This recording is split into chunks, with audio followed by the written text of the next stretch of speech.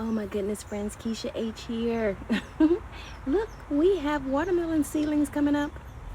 There's this thing called the Watermelon Wars, and that's with a Z, W-A-R-Z, Watermelon Wars, that go on every year, put on by some creators here in the United States.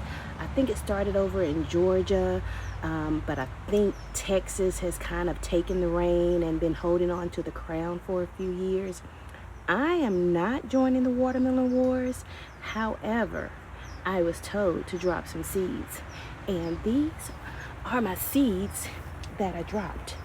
And so I did drop 2 different kinds. And just to ensure that I had some germination, I dropped 4 of each one of those seeds.